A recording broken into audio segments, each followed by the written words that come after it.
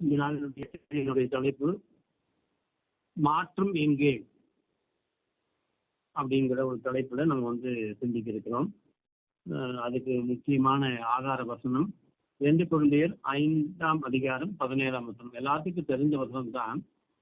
ஒருவன் கிறிஸ்துவுக்குள் இருந்தால் புதிய சிற்றையாகிறான், பழையவைகள் ஒளிந்து போயின, எல்லாம் புதிதாயின. அந்த வசனம் ஆரம்பிக்கிறது பாருங்க, ஒருவன் கிறிஸ்துவுக்குள் இருந்தால் அப்படிங்கிற ஒரு சமா வருது. புதிய சிற்றையாகிறான்.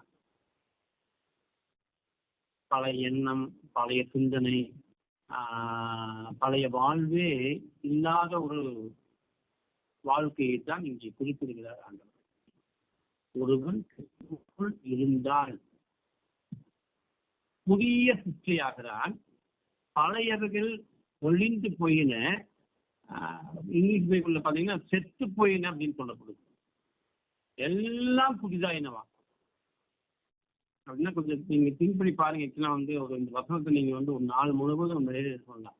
நமது எண்ணம், சிந்தனை, செயல், வாழ்வு முடிகள், நமது பார்வை, நமது கற்பனைகள், நமக்குள்ளாக இருக்கிற ஒரு சில விதமான காரியங்கள் நம்ம சிந்தித்து பார்க்கும்போது நம்ம முதல்ல எப்படி இருந்தோம், இப்ப ஆண்டவருக்குள்ள பல வருடங்கள் ஆகிவிட்டது. அடிக்கடி உங்களுக்கு சொல்லுவேன், சர்ச்சுக்கு போறவங்க எல்லாம் கிறிஸ்தவர்கள் அல்ல, பைபிள் படிக்கிறவர்கள் எல்லாம் கிறிஸ்தவர்கள் அல்ல. இதை 2 வருஷம் கழிச்சு தான் நான் தெரிஞ்சுட்டேன். அப்ப கிறிஸ்துவுக்குள் இருந்தால் அவன் புதிய சிற்றையாகிறான். 95% வந்துட்டேன். 5%க்காக ஆண்டவரை நோக்கி வேண்டுகிறேன். நான் கொடுக்கிற நான் தகுதி உள்ளவனாக இருக்க வேண்டும் என்றுதான் இதை நான் உங்களுக்கு சொல்லுகிறேன். ஒருவன் கிறிஸ்துவுக்குள் இருந்தால் புதிய சிற்றையாகிறான், பழையவைகள் ஒளிந்து போயின, எல்லாம் புதிதாயின. அப்ப என்னுடைய வாழ்க்கையை நான் முதல்ல உங்களுக்கு எக்ஸாம்பிளா நான் காட்டுறேன். நான் ஆண்டவரை அறியாததுக்கு முன்பாக நான் ஒரு காட்டு மிராண்டி. இதை நான் சொல்வதில் கர்த்தருக்குள் மிக்க மகிழ்ச்சி அடைகிறேன். ஏன்னால் என்னை பற்றி நான் பெரியவன் மாதிரி பேசிட்டு அப்புறம் ஆண்டவருக்கு துக்கத்தை ஏற்படுத்தக்கூடாது. ஆண்டவரை அறியாததுக்கு முன் நான் ஒரு காட்டு மிராண்டி. பல குடும்பங்களை கெடுத்தவன் நான். சாதாரண ஆள் கிடையாது. நான் போய் ஒரு வீட்டுக்கு முன்னாடினா அந்த வீட்டுக்குள்ள விட மாட்டேன். ஏன்னா அந்த குடும்பத்துக்குள்ள ஒரு சண்டையை உண்டு பண்ணி அந்த குடும்பத்தை பிரித்து மூடுவனாகத்தான் இருப்பேன். அந்த கேரக்டர் ரொம்ப வெரி வெரி ஒஸ்ட். இப்போ நான் நினைச்சு பார்த்தாலும் இப்படிப்பட்ட ஒருவனை இயேசு கிறிஸ்து நேசித்து என்னை அவருடைய பிள்ளையாக்கி இன்னைக்கு இந்த உலகத்திலே ஒரு மனிதனாக ஆக்கியிருக்கிறார் என்று சொல்லி பார்க்கும் பொழுது உண்மையாகவே நான் கர்த்தருக்குள் நான் நன்றி உள்ளவனாக இருக்கிறேன். பல லட்சங்களை ஏமாற்றியவன், ஆனால் அதை திருப்பி கொடுத்துட்டேன். இப்பொழுது இந்த குண மாற்றத்துக்காக இப்பொழுதும் ஜெபித்து வருகிறேன். கொஞ்சம் அப்பப்போது எனக்கு அந்த குணம், பழைய குணம் வருவதை நான் உங்களுக்கு சொல்லுகிறேன். அப்போ உடனே நான் உணர்வு குறைந்து விட்டது. இருந்தாலும் கொஞ்சம் கொஞ்சம் சூழ்நிலைகளால் அந்த பாவம் மாறாமல் இருப்பதை உங்களுக்குள் நான் கொள்ளுகிறேன் நண்பன். அப்ப கிறிஸ்துவுக்குள் இருக்கும் பொழுது நமது மாற்றம் என்ன? இது நீங்க ஒரு பேப்பருக்கு கூட எழுதி பார்க்கலாம். நம்ம எப்படியாக இருந்தேன், எப்படி மாற்றப்பட்டேன். இந்த உலகத்துல வீடு, இடம், பொருள், வாகனம், வசதிகள் எல்லாம், ஆனால் அதற்கு மேலாக கிறிஸ்துவுக்குள் ஒரு நல்ல வாழ்க்கையை வாழ்ந்து காண்பிக்க வேண்டும். அந்த வாழ்க்கையை நீங்கள் வாழ்ந்தால் உலகம் கண்டிப்பாக பைத்தியக்காரன் தான் சொல்லும். அதை பற்றி நாம் ஒருபோதும் கவலைப்படக்கூடாது. இன்னைக்கு இருக்கிற மெகா சர்ச்சைகள்ல பாத்தீங்கன்னா இந்த கேரக்டர் சேஞ்ச் பத்தி பேசவே மாட்டாங்க. இந்த மாற்றத்தை பத்தி பேசவே மாட்டாங்க. ஏனென்றால் மாற்றத்தை பற்றி பேசினால் அங்கே கூட்டம் வராது, காணிக்கையும் வராது. அந்த சர்ச்சை கூட்டிட்டு போக வேண்டியதுதான். ஆதலால் மக்களுக்கு தகுந்த செய்தியை அவர்கள் ரெடி பண்ணி அங்கே ஒரு நாடக மேடையாக என்னை ஆக்கி கொண்டிருக்கிறார்கள். இது உங்களுக்கு சொல்ல வேண்டிய அவசியம் இல்லை. அப்போஸ்தலர் 9ஆம் அதிகாரத்தை நீங்கள் எடுத்து பார்த்தால் சவுல் ஒரு கொலைகாரன் என்று சொல்லி வேதம் சொல்கிறது. ஆண்டவரை அறியாத முன்பாக. அப்போஸ்தலர் 9ஆம் அதிகாரம் ஒரே நிமிஷம்.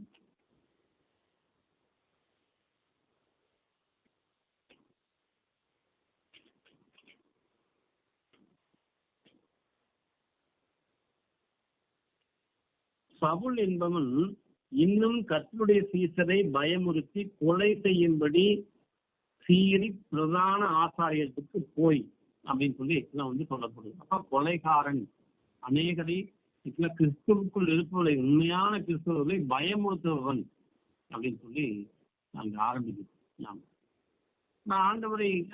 ஆண்டவர் அவனை சந்தித்த பின்பாக அவன் என்ன சொல்றான்? ஒரே வார்த்தை, ஆண்டவரே நான் என்ன செய்ய சித்தமாக இருக்கிறேன். கம்மியான நாள்ல நான் சிந்திக்க வேண்டும். நம்ம எல்லாம் செஞ்சுட்டு இது ஆண்டவருக்கு மகிமை, ஆண்டவருக்கு சந்தோஷம் என்று சொல்லுவது ஒன்று. ஆனால் அங்கே ஆரம்பிப்பதே அவன், ஆண்டவரே நான் என்ன செய்ய சித்தமாக இருக்கிறேன். அப்போ 22 அவர் தன்னுடைய சாட்சியை தெளிவாக அங்கே சொல்வதை கொஞ்சம் நாம் படித்து பார்த்து அதுக்கு கலந்து.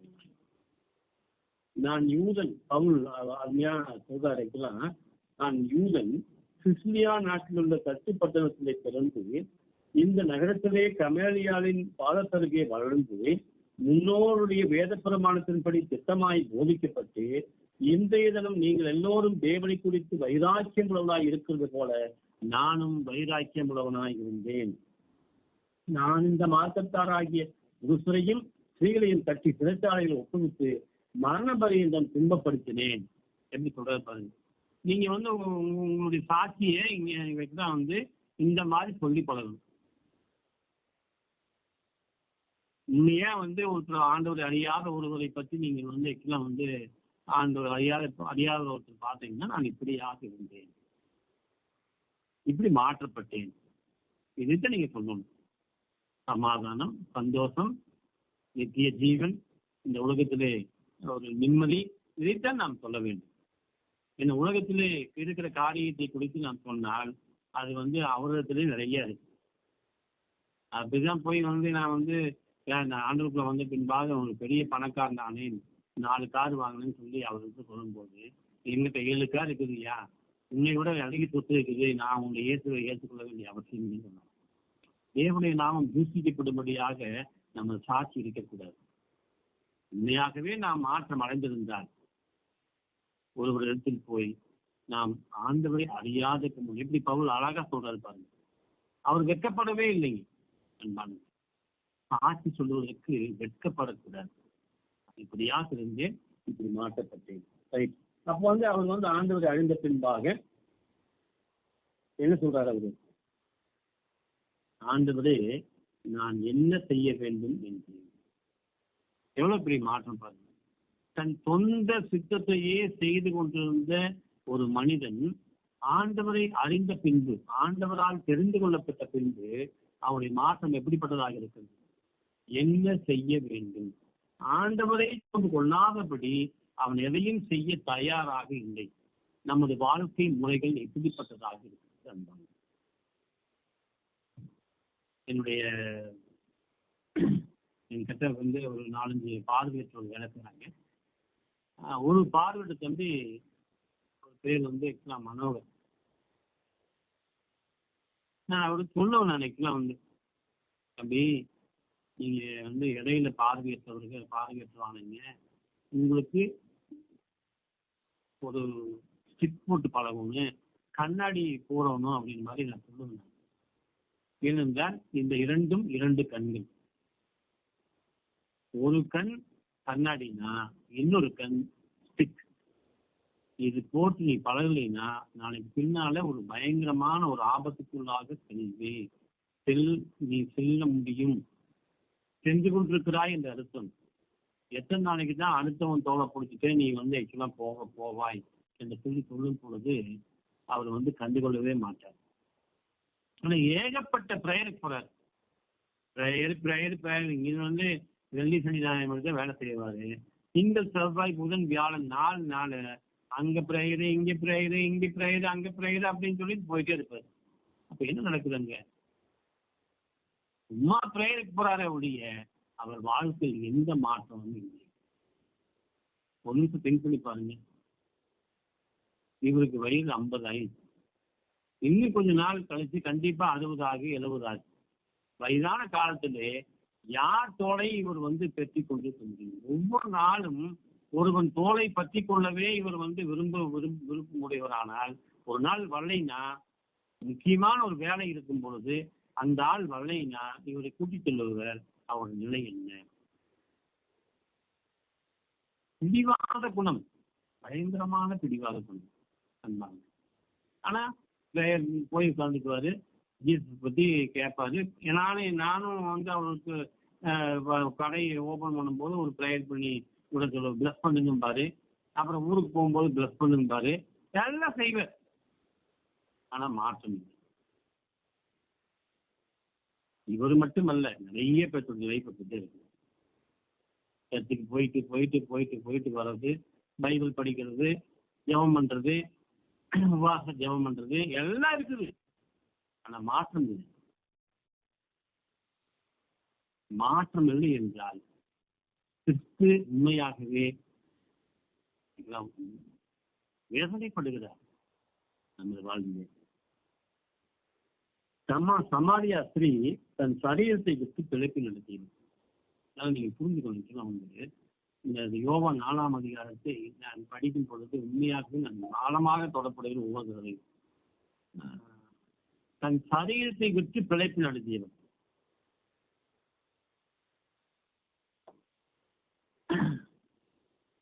ஆனா வந்து ஆண்டவர் சந்தித்த பின்பாக நீங்க யோசிச்சு பாருங்க, அவருடைய வாழ்க்கை எப்படிப்பட்டதாக மாறும்.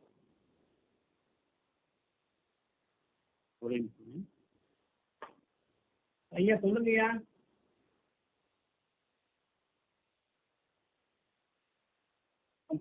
நான் அப்புறம் பார்த்து நான் முடிஞ்சோன்னு ப்ரேயர் முடிஞ்சோன்னு பார்த்துக்கிறேன், கூப்பிடுறேன். சரி சரி. அருமையான அந்த சமாரிய ஸ்திரீ இப்படிப்பட்ட ஒரு பெண்ணிடம், இப்படிப்பட்ட ஒரு ஆணிடம் நம்ம வந்து பழகுவோமா? என்ன திங்க் பண்ணி பாருங்க. சமாரிய ஸ்திரீ என்பவள் ரொம்ப விரிவா என்னால சொல்ல முடியல.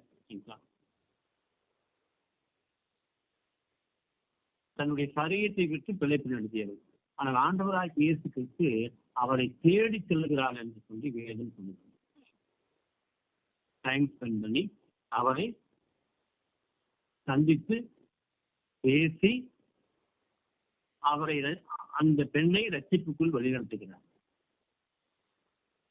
அந்த பெண்ணுடைய மாற்றம் எப்படிப்பட்டதாக இருந்தது? யோவான் 4ஆம் அதிகாரத்தில் நீங்க படித்து பாருங்க.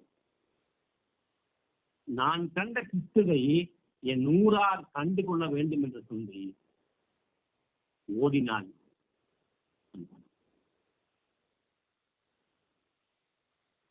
நாள்ல நமது வாழ்க்கையில் மாற்றம் எங்கே? நானும் ரசிக்கப்பட்டேன், நானும் ஞானஸ்தானம் எடுத்து விட்டேன், நானும் பிரசங்கியா இருக்கிறேன் என்று சொல்லி நானும் இன்று யோசிக்கிறேன் அன்பான. இப்படிப்பட்ட ஆசீர்வாதத்தை நான் மாற்றத்தை இன்னும் காணவில்லையே என்று சொல்லி நான் நீங்க எப்படிப்பட்டதாக இருக்கிறேன்? மீன் பிடிக்கிறவன் பேசுறது மனுஷனை பிடிக்கிறவன் ஆக்கினாரா? ஒரே பிரசங்கத்துல 3000 பேர் 5000 பேர் ரசிக்கப்பட்டாங்கன்னு சொல்லி வேதம். இன்னைக்கு வந்து 3000 பிரசங்க ஒருத்தர் கூட ரசிக்கப்பட்டு, 5000 பிரசங்க இருக்காங்க, ஆனா ஒருத்தர் கூட ரசிக்கப்பட்டு. மாற்றம் எங்கே? ஒருவன் கிறிஸ்துவுக்குள் இருந்தால் புதிய சிருஷ்டியாகிறான். பழையவன் ஒளிந்து போயின, எல்லாம் புதிதாயின. பரிசுத்த பிரான்சிஸ் அப்படிங்கிற ஒரு அருமையான மிஷனரி, அவர் வந்து தன்னுடைய வாழ்க்கை ஒரு சீர்கிட்டதாக, அவருடைய இன்னும் டீப்பா சொல்ல போனா பெண்கள் விஷயத்துல மிகவும் மோசமான ரகம். அவங்க அம்மா மோனிகா முழங்காலில் நின்று ஆண்டவரே மகனை சந்தியும் என்று சொல்லி கதறிக்கொண்டிருக்கிற ஒரு நிகழ்வை நான் வந்து அந்த புத்தகத்தை படித்து தெரிந்து கொண்டேன். ஒரு நாள் ஆண்டவர் அந்த பிரான்சிஸ் தொட்டார். பரிசுத்த பிரான்சிஸ் ஆனார். அப்போ பழைய தொடர்புடைய ஒரு பெண் அந்த வழியாக வரும் பொழுது, பிரான்சிஸ் நல்லா இருக்கியா அப்படின்னு மாதிரி கேட்கும் பொழுது, அப்போ இவர் சொன்னாரா, நான் அந்த பிரான்சிஸ் அல்ல, இப்பொழுது இயேசு கிறிஸ்துவை ஏற்றுக்கொண்ட நான் பரிசுத்த பிரான்சிஸ். அப்படிப்பட்ட பிரான்சிஸை நீ இப்பொழுது பார்க்க முடியாது. நம்ம வாழ்க்கை எப்படிப்பட்டதாக இருக்கிறது? மாற்றம் நமக்குள்ள இன்னும் ஒவ்வொரு நாளும் நம்ம வந்து மாற்றத்தை நோக்கி சென்று கொண்டே இருக்க வேண்டும். ஒவ்வொரு நாளும் அருமையான நாள்ல ஐயாவிடத்தான் தான் பேசிட்டு இருந்தாங்க. சரீரத்துல கொஞ்சம் பலவீனம் என்று சொல்லி சொன்னார்.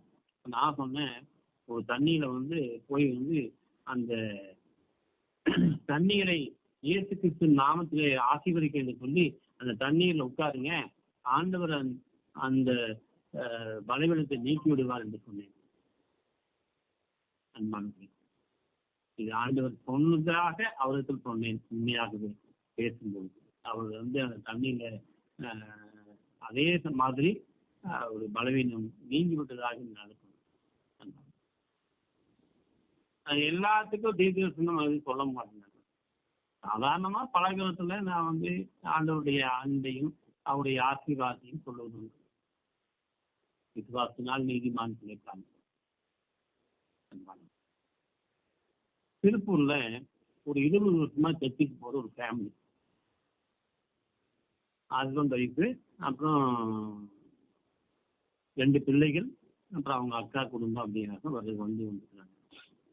மனைவி கொஞ்சம் தவறான பாதையில போயிட்டாங்க. 15 வருஷம் கழிச்சு அந்த அம்மா மனம் மாறி இந்த இவரிடத்துல வீட்டுக்காரத்துல வந்து மன்னிப்பு கேட்டு ஒப்புரவாக வந்தாங்க. அப்போ பாஸ்டர் டேவிட் என்னுடைய நண்பர், அப்புறம் அவங்க மனம் பிரிந்து விட்டார்கள். தம்பி, நீங்க வந்து அந்த மனைவியை நீங்கள் ஏற்றுக்கொள்ள வேண்டும் என்று சொல்லி அந்த கணவர் ஏற்றுக்கொள்வதாக ஒத்துக்கொண்டார். ஆனா அவங்க பிள்ளைங்க, அவங்க அக்கா எல்லாரும் முடியாதுன்றாங்க. உண்மையாகவே அந்த பெண்ணை அவர்கள் ஏற்றுக்கொண்டிருந்தால் அந்த சபைக்கு ஒரு பெரிய உயிர்மீட்சி வந்திருக்கும். உயிர்மீட்சிக்கு தடையான அந்த குடும்பம் எவ்வளவு பெரிய பயங்கரம் பண்ண. இன்னைக்கெல்லாம் வந்து நான் தான் யோசினேன்,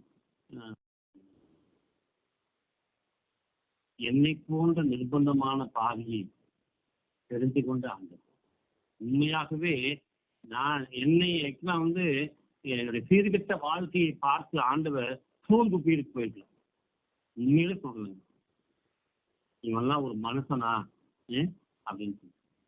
ஆனா என்னையும் ஆண்டவர் நேசித்தார் என்றால் அவருடைய விலையேறப்பட்ட அன்பு.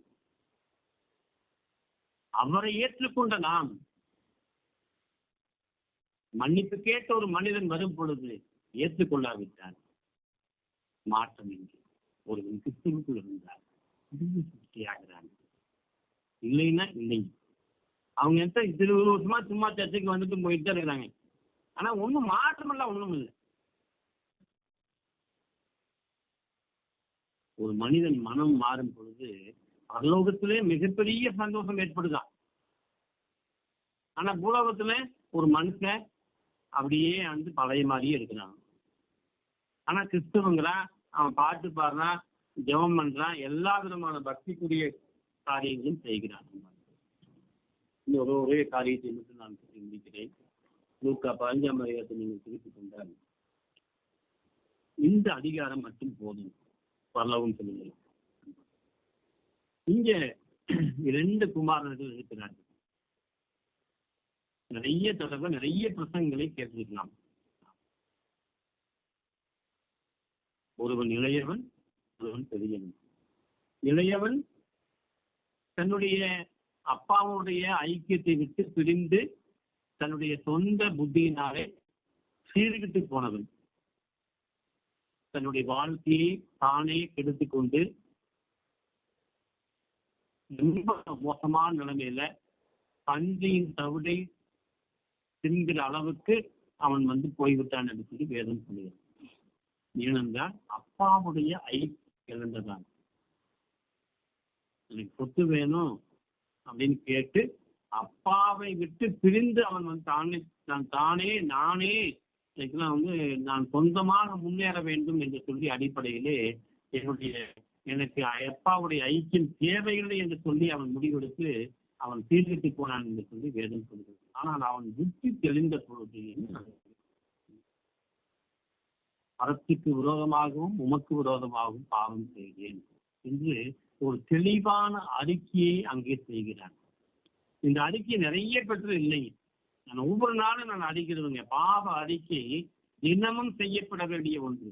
ஏதோ அந்த சர்ச்சில் புத்தகத்தை பார்த்துருந்தீங்க மனசார ஆண்டவரே. ஒரு நாள் ஒரு வாரத்துக்கு முன்னால் நடந்த சம்பவத்தை சொல்றாங்க. ஒரு திடீரென்று ஒரு மிகப்பெரிய ஒரு தொகை எனக்கு தேவைப்பட்டது. அந்த தொகையை அந்த டைம்ல கண்டிப்பா கட்டித்தான் ஆகணும். அந்த மாதிரி ஒரு நிர்பந்தம். அப்படி நினைச்சு என்னாச்சு எனக்கு அந்த பிசினஸ் மாதிரி ஆயிடுச்சு. வண்டி ஓட்டும் போது திடீர்னு கிடினஸ் வருதுங்க. எவ்வளவு பாருங்க, எவ்வளவு பெரிய ஒரு பயங்கரமான ஒரு காரியம். இது ஒரு நாள் இல்லை, 2 நாள் இல்லை, 3 நாள் ஆகிப்போச்சு. அப்புறம் மனைவிக்கு சொன்னேன், உடனே டாக்டருக்கு போகலான்னு சொன்னாங்க. நான் உடனே ரூம்குள்ள ஒரு 2 நிமிஷம், ஆண்டவரே என் சரீரத்தை உனக்கு ஒப்புக் கொடுங்க ஆண்டவரே. உமக்கு விரோதமான எண்ணம், உமக்கு விரோதமான காரியங்கள் ஏதாவது இருந்தால் ஞாபகப்படுத்தும். நான் அதை சரி செய்து நான் முன்னேறுகிறேன். இந்த கிடினத்தை எடுத்து போடும் சொல்லி ஜெபித்து விட்டு நான் என்னுடைய வேலையை பார்க்க ஆரம்பித்தேன். ஒவ்வொரு நாளும் தொடங்கும் பொழுதும் ஆண்டவரே, நான் செய்த தவறுகளை நீ நினைத்தால் இந்த நாள் கொடுக்கப்பட மாட்டார். ஆமா, அது நினைக்கல, அதனாலதான் கொடுக்கப்பட்டிருக்கு. நினைச்சு பார்த்து நாம் இந்த உலகத்திலே கிறிஸ்துவை போல வாழ வேண்டும் என்று அதுக்குத்தான் நமக்கு வேத புத்தகம் கொடுக்கப்பட்டிருக்கு. பயமாய் வாழ்வதற்கே வேத புத்தகம் இல்லை. சும்மா ஒரு மரண சடங்காச்சாரத்தை செய்தால் ஆண்டு என்ன சந்தோஷப்படுகிறார்? சந்தோஷம். மன்னிப்பு கேட்ட உடனே ஆண்டு அந்த அப்பா சரிப்பா மன்னிச்சுக்கிறேன்னு சொல்லி எல்லாம் சொல்லவே இல்லைங்க. கட்டி பிடிச்சாரு, முக்கியம் கொடுத்தாரு, கூப்பிட்டாரு, பெரிய தந்தியை ஆயுதப்படுத்தி ஒரு சாட்சியை சொல்லி அங்கே ஒரு மிகப்பெரிய ஒரு விழா கொண்டாடப்பட்டது அன்பாங்க. ரைட், இதை பற்றி உங்களுக்கு தெளிவாக சொல்ல வேண்டிய அவசியம் இல்லை. ரைட், நிறைய தடவை கேட்டிருப்பீங்க. இருந்தாலும் அவன் மன்னிப்பு கேட்பவனாக தன்னுடைய பழைய வாழ்க்கையை நினைத்து அவன் மனம் திரும்பியவனாக வந்தான். மனம் திரும்பிய மைந்தன் தான் சொல்ல வேண்டும். ஆனா இன்னொருத்தர் இருக்கான் பாருங்க, அப்பாவுடைய ஐக்கியத்திலேயே இருந்தவன். அவனை பற்றி என்ன சொல்லப்படுது? அவனுடைய மூத்த குமாரன் வயலில் இருந்தான். அவன் ஒரு விவசாயி, ஒரு கடின உழைப்பாளின்னு வச்சுக்கலாம். அப்பாவுடைய ஐக்கியத்தில் அவன் அப்பாவுக்கு பிரியவே இல்லைங்க. அநேகர் செய்வதை போல அவன் ஒரு அப்பாவுக்கு உதவியாளராக இருந்திருக்கக்கூடும்.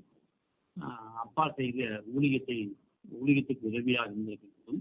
அப்பா கூடவே இருக்கிறான். ஆனா தன்னுடைய தம்பி வந்ததை அறிந்த பின்பு அவன் சந்தோஷப்படலைங்க. நான் என்ன சொல்றேன்னா, கிறிஸ்துவுக்குள் இருப்பதை போல இவன் நடிக்கிறான். இந்த உலகத்திலே நடிப்பது ஏராளம். நாம் அந்த கூட்டத்தில் இருக்கிறோமா? அதான் ஒரு பக்கம் ஆண்கள் சொல்லுவாரு, நான் உமது நாமத்தினாலே விசுவாசிகளை ஊட்டினேன், உமது நாமத்தினாலே வியாதி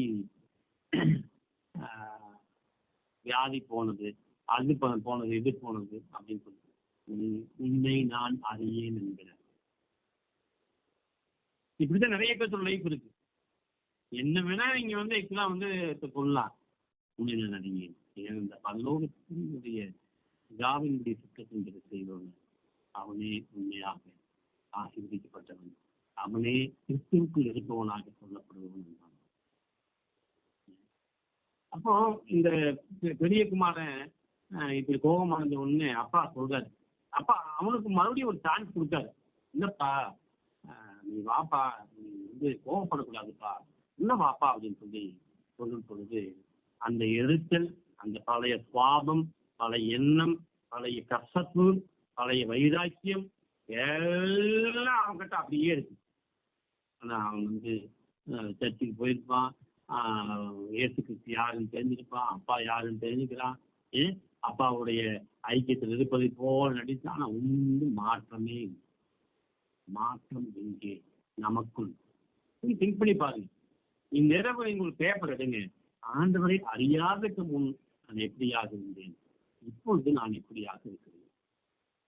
நீங்க எழுதி நீங்களே பார்த்துக்கீங்க, எனக்கு நீங்க சொல்ல வேண்டாம். ஒருவன் கிறிஸ்துவுக்குள் இருந்தால் புதிய சிருஷ்டியாக இருந்தான், பழையவைகள் ஒளிந்து போயிருந்தன, எல்லாம் புதிதாயிற்று. நம்முடைய எண்ணம் புதிதாயிற்று, சிந்தனை புதிதாயிற்று, கற்பனை புதிதாயிற்று, நம்ம வாழ்க்கை புதிதாயிற்று. நான் ஒன்னே ஒண்ணு சொல்றேன், கணவன் மாறினா பரவாயில்ல, மனைவி மாறினா பரவாயில்ல, பிள்ளைகள் மாறினா நான் மாற வேண்டும். நான் என்ன செய்ய வேண்டும்? ஆண்டவரே ஜெபிப்போமா? அன்புலே சுவாமி, அருமையான நாளுக்காக நன்றி. ஆண்டவரே, நாங்கள் என்ன செய்ய வேண்டும்? உண்மை போல மாற்றப்படுவதற்கு நாங்கள் என்ன செய்ய வேண்டும்? உதவி செய்யும். இந்த இரவு எங்களை சந்தியும். பக்திமான்களாக வாழ்வதற்கு நீர் இந்த உலகத்தில் எங்களை தேடி கொண்டேன். ஆண்டவரே, உண்மை போல வாழவே எங்களை அழைக்க. ஒரே ஒரு வாழ்வு, அது திடீரென்று ஒரு நாள் எடுக்கப்பட்டு போகும். அப்பொழுது நாங்கள் எங்கே நிற்கிறோம்? திடீரென்று ஒரு ஆபத்து, திடீரென்று ஒரு விபத்து, திடீரென்று பலவீனம் வந்துவிட்டார். இப்பொழுது நாங்கள் மன்னிப்பு கேட்கிறோம். வைவாய் மன்னிப்பு உண்மை போல மாற்றம் அடைவதற்கு இந்த நாளின் செய்து எனக்கு ஆசீர்வாதமாக சொல்லி உங்களிடத்துல எங்களுக்கு ஒப்புக் கொடுக்கிறோமா? கேட்ட ஒவ்வொருவரையும் ஆசீர்வதியும். மாற்றத்தை தாரும். அவங்க மாறல, இவங்க மாறலன்னு சொல்லி நாங்கள் எங்களை ஏமாற்றிக் கொள்ளாதபடி நான் என்ன செய்ய வேண்டும் என்ற அடிப்படையிலே சிந்தித்து கர்த்தரிடத்தில் எங்களை ஒப்படைக்க முடியும். இயேசு நாமத்தில் கேட்கிறோம் நல்ல பிதாவே, ஆமென்.